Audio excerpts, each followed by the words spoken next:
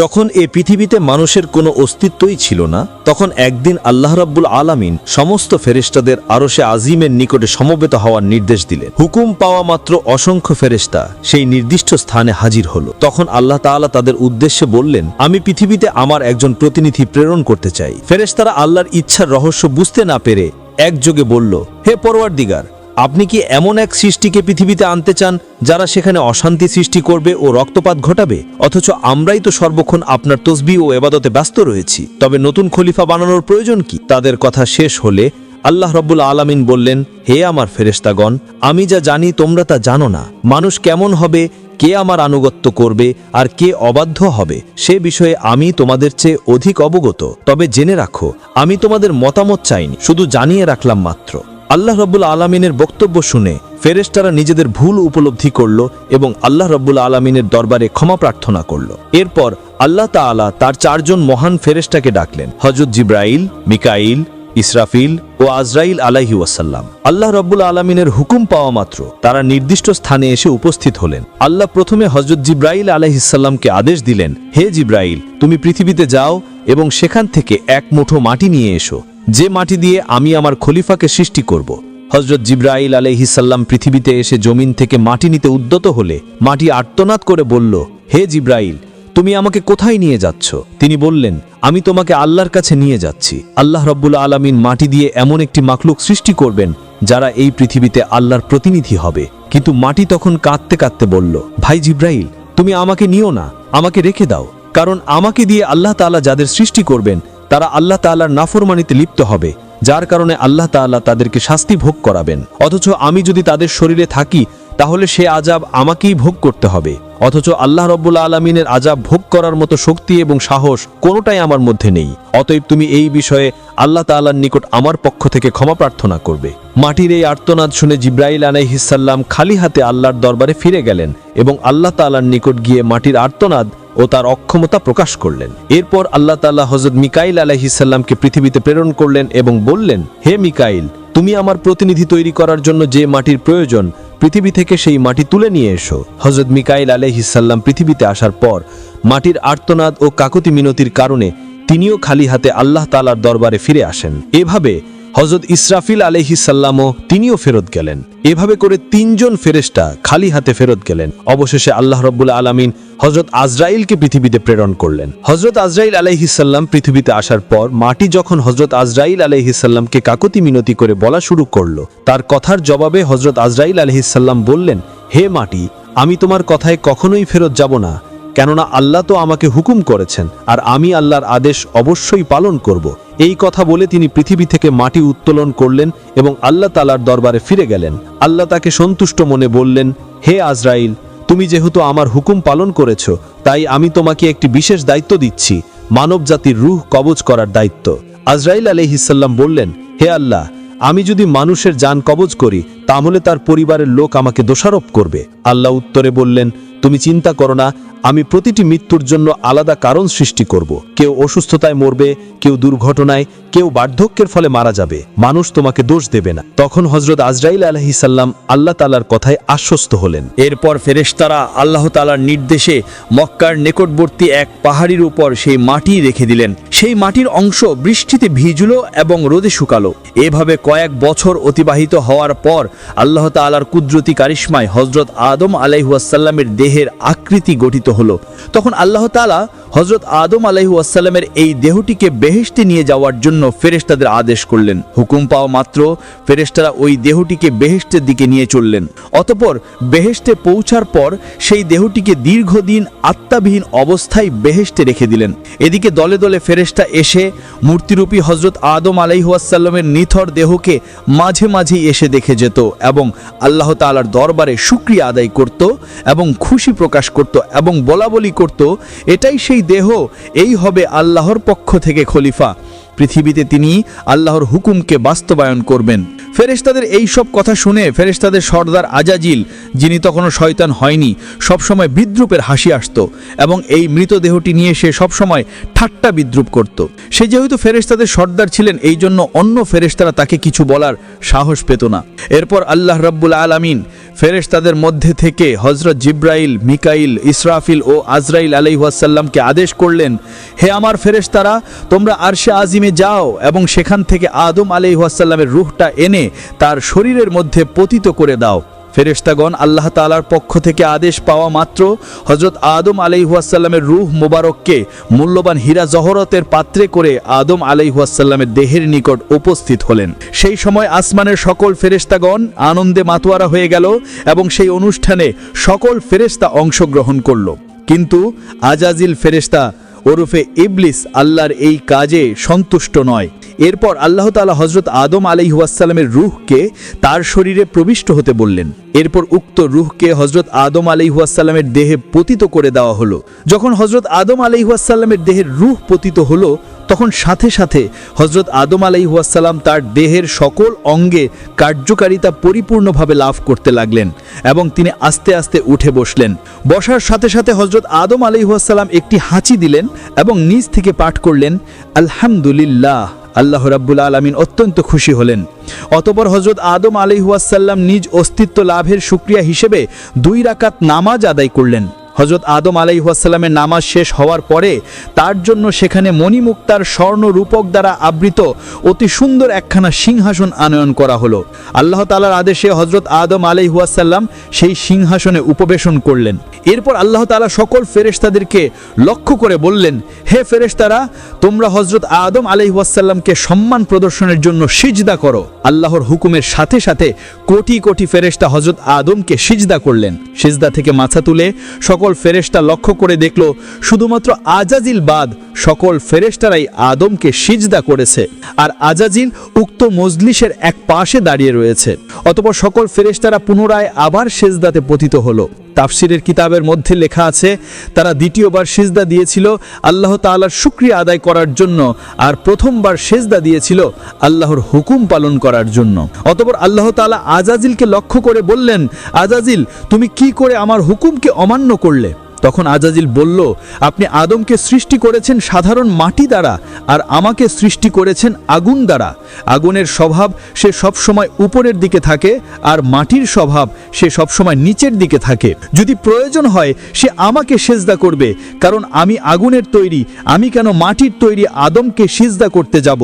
সে যখন এইভাবে আল্লাহ তাআলাকে যুক্তি দেখালো, তখন আল্লাহ তাআলা রাগান্বিত হয়ে তাকে লক্ষ্য করে বললেন, হে নাফরমান, তুই এখান থেকে বের হয়ে যা।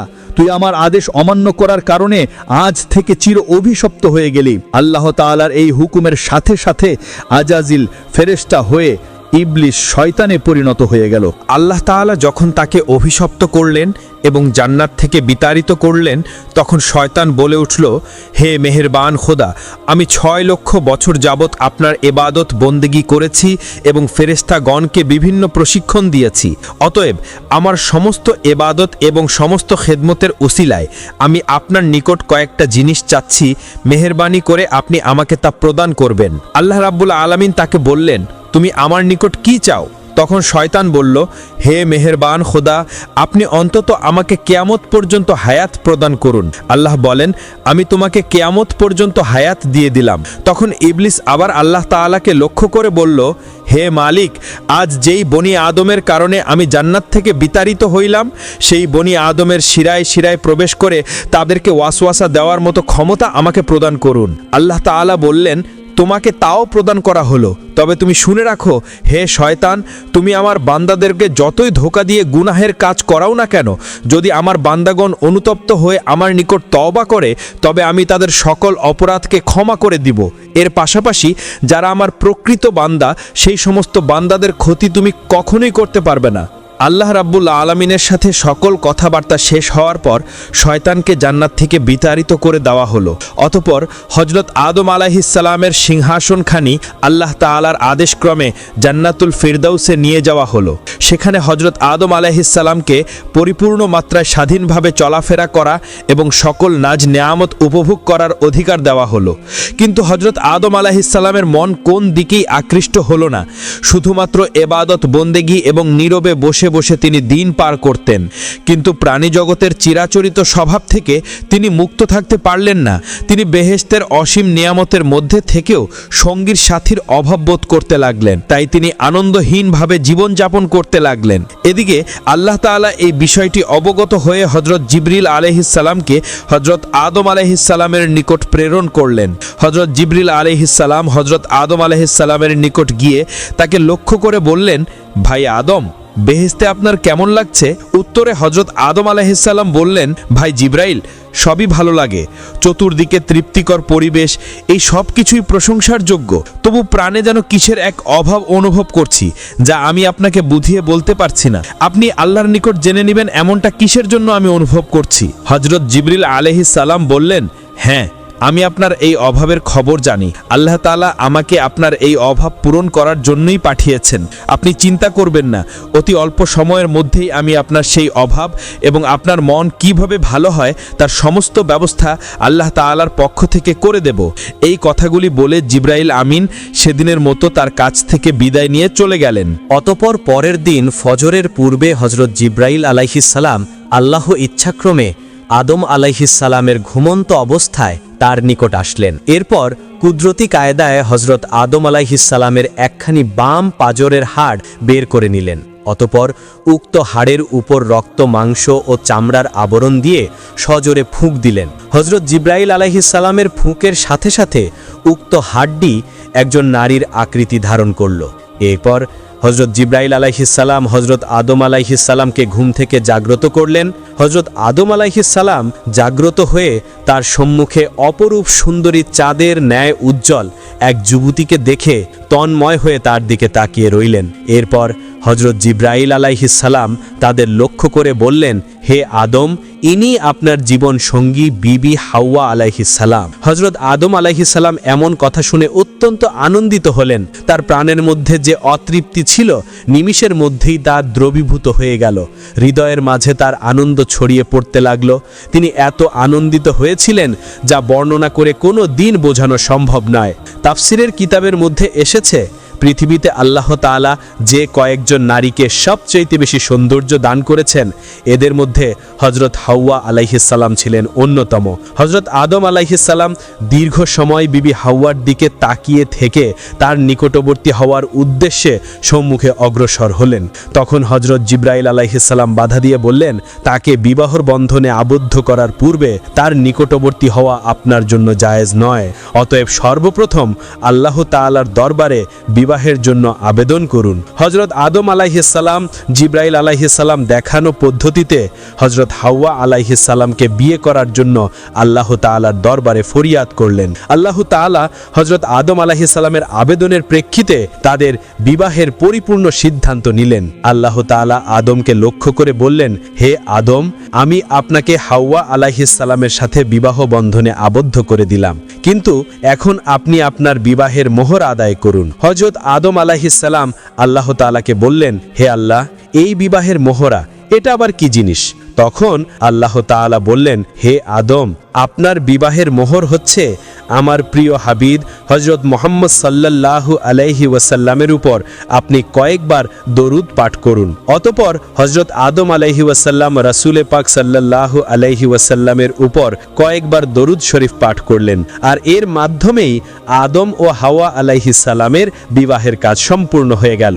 বিবাহের কাজ সম্পূর্ণ হওয়ার পর আল্লাহ তাআলা হজরত আদম ও হাওয়া আলাইহিসসালামকে পরম আনন্দের সাথে বেহেশতে বসবাসের সুযোগ করে দিলেন। এর পাশাপাশি আল্লাহ তাআলা তাদেরকে লক্ষ্য করে বললেন, হে আদম, তোমরা মনোযোগ সহকারে শুনে রাখো, জান্নাতের সকল নাজ নিয়ামত তোমরা গ্রহণ করবে, কিন্তু এই যে গাছ রয়েছে এই গাছটির নিকট তোমরা গমন করবে না এবং তার ফল তোমরা ভক্ষণ করবে না। তাফসিরের কিতাবের মধ্যে ওই গাছটির নাম উল্লেখ করা হয়েছে, আর তা ছিল গন্ধম নামক গাছ।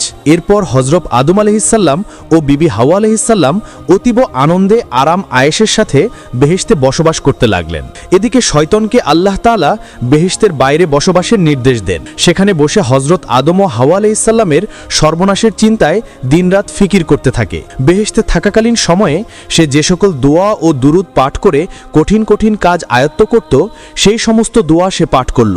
এক সময় সে ইসমে আজম পড়া শুরু করল। ইসমে আজমের উসিলায় সে জান্নাতের গেইটের নিকটবর্তী স্থানে পৌঁছে গেল। অতঃপর সে আস্তে আস্তে জান্নাতের গেইটের দিকে অগ্রসর হলো। এরপর সে লক্ষ্য করে দেখল যে জান্নাতের প্রাচীরের উপর একটি ময়ূরের বসা রয়েছে। ময়ূর শয়তানকে দেখে চিনতে পারল না। সে জিজ্ঞাসা করল, তুমি কে?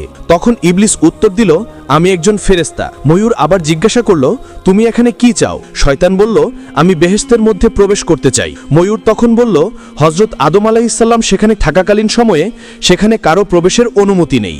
এই কথা শুনে শয়তান বলল, ভাই ময়ূর, তুমি আমাকে দয়া করো। এর প্রতিদান স্বরূপ আমি তোমাকে এমন এমন দোয়া শিখিয়ে দিব যা পাঠ করলে তুমি কোনোদিন বৃদ্ধ হবে না। দ্বিতীয়ত, কোনোদিন তোমাকে মৃত্যু স্পর্শ করবে না। তুমি কিয়ামত পর্যন্ত জীবিত থাকতে পারবে এবং বেহেশতের সকল নাজ নিয়ামত ভোগ করতে পারবে। বেহেশত থেকে কোনোদিন তোমাকে বের হতে হবে না। এই কথাগুলো বলেই শয়তান ইসমে আজম পড়া করল। তার মধুর সুরে ইসমে আজম পড়া শুনে ময়ূরের মন নরম হয়ে গেল এবং সে তাকে বেহেশতের দরজায় নিয়ে হাজির হলো। আর সেখানেই প্রহরী হিসেবে ছিল বিশাল এক সাপ। সাপ শখের সব ঘটনা খুলে বলল। সাপ ও ময়ূরের কথাগুলো শুনল এবং শয়তানকে জিজ্ঞাসা করল, তুমি কে? শয়তান পূর্বের ন্যায় উত্তর দিল, আমি একজন ফেরেশতা। আমি আরশে আজিমের নিচে বসবাস করতাম। সেখানে বসে আমি এমন এক ইসমে আজম শিখেছি যা পাঠ করলে সকল উদ্দেশ্যই সাধিত হয়ে যায়। সাপ তখন বলল, দোয়াটি আমাকে শিখিয়ে দাও। শয়তান বলল, হ্যাঁ, তোমাকে আমি শিখিয়ে দেব, তবে একটি শর্ত রয়েছে, আর সেই শর্তটি হলো তুমি বেহেশতের মধ্যে আমাকে প্রবেশ করানোর সুযোগ করে দাও।